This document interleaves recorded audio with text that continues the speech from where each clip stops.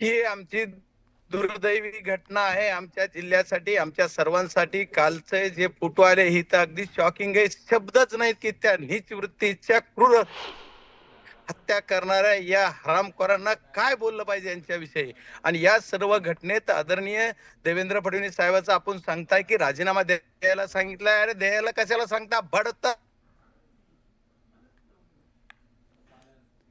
तर बजरंग सोनवणे यांची जी फ्रेम आहे ती आपल्याला या ठिकाणी नेटवर्कमध्ये ते नाहीयेत असं वाटतंय, पण राजीनामा द्यायला कशाला सांगता, तर बडतर्फ करा अशी मागणी बजरंग सोनवणे यांनी केली आहे. बीडचे खासदार बजरंग सोनवणे.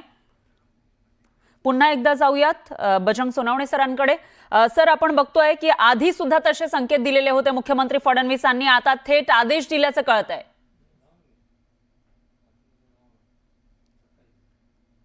बजरंग सर.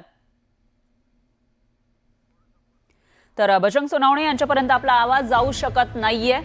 त्यांच्याशी पुन्हा एकदा संपर्क साधण्याचा प्रयत्न आपण करूयात. खासदार बजरंग सोनवणे जे बीडचे खासदार आहेत आणि त्याचबरोबर त्यांनी वारंवार याच्यामध्ये आरोप केलेले होते. वेगवेगळे जे मुद्दे आहेत ते घेऊन ते पुढे येताना दिसत होते. आणि आता जेव्हा ते धक्कादायक असे फोटो समोर आलेले आहेत, त्यानंतर धनंजय मुंडे यांच्या राजीनाम्यासाठी हालचाली वेगवान पद्धतीने घडताना दिसून येत आहेत. आजच त्यांनी राजीनामा द्यावा याचे थेट आदेश मुख्यमंत्री फडणवीस यांनी दिल्याची माहिती आहे. आणि त्याचबरोबर याआधी सुद्धा त्यांनी तसं सांगितलेलं होतं धनंजय मुंडेंना. अजित पवार यांना सुद्धा सांगितल्याचं कळतंय. आणि ज्या पद्धतीचे सुतोवाच ते करत होते, संकेत ते देत होते माध्यमांमध्ये, त्यानुसार सुद्धा धनंजय मुंडेंनी राजीनामा द्यावा अशी त्यांची इच्छा असल्याचं दिसत होतं. दरम्यान पुन्हा एकदा जाऊयात खासदार बजरंग सोनवणे यांच्याकडे.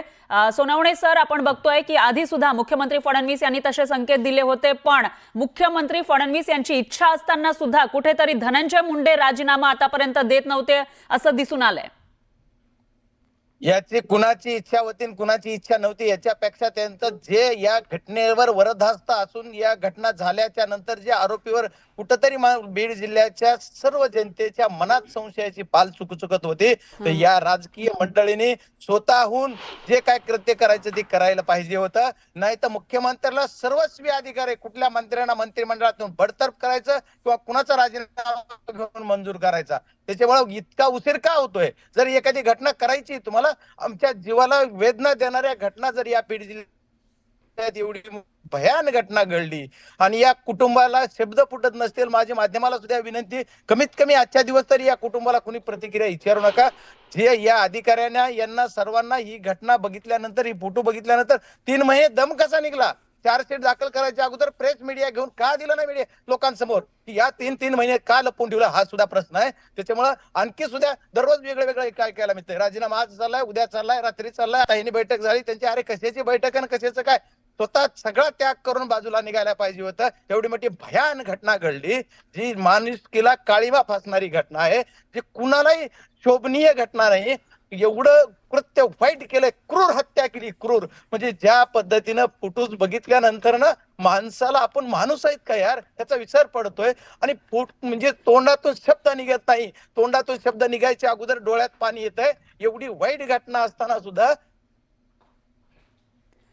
बजरंग सोनवणे यांचं नेटवर्क पुन्हा एकदा वीक असल्याचं आपल्याला पाहायला मिळतंय. पुन्हा एकदा आपण त्यांच्याकडे जाणार आहोत. मात्र एवढी वाईट घटना घडलेली आहे, आज ते फोटो बघवत सुद्धा नाहीयेत. अशा स्थितीमध्ये आता राजीनामा घेण्यासाठी थेट आदेश दिल्याचं कळतं. त्यांना थेट बरतर्फ करा असं या ठिकाणी खासदार बजरंग सोनवणे यांनी म्हटलेलं आहे. तर राजीनाम्याचा निर्णय अजितदादांवर सोपवला होता अशी माहिती सूत्रांनी दिलेली आहे. तर आतापर्यंत ज्या काही घडामोडी घडलेल्या आहेत, 9 डिसेंबर ज्या दिवशी हा सगळा प्रकार घडला, हत्या झाली सरपंच संतोष देशमुख यांची, तेव्हापासून याच्यामध्ये वेगवेगळे मुद्दे समोर येताना दिसत आहेत. आणि वाल्मिक कराड जो धनंजय मुंडे यांचा जवळचा व्यक्ती मानला जातो, त्यांचा राईट हँड मानला जातो, त्याचा याच्यामध्ये संबंध असल्याचा आरोप केला जात होता, तोच मुख्य आरोपी आहे. त्याच्या आदेशानुसारच ही हत्या केली निर्घृणपणे असं वारंवार सांगितलं जात होतं. आणि आता जेव्हा चार्जशीट दाखल झालेली आहे, दोषारोपपत्र दाखल झाले, त्याच्यामध्ये वाल्मिक कराड हाच मुख्य आरोपी आहे, मुख्य सूत्रधार आहे असं स्पष्ट करण्यात आलेलं आहे. त्याच्यानंतर आता हालचालींना वेग आलाय.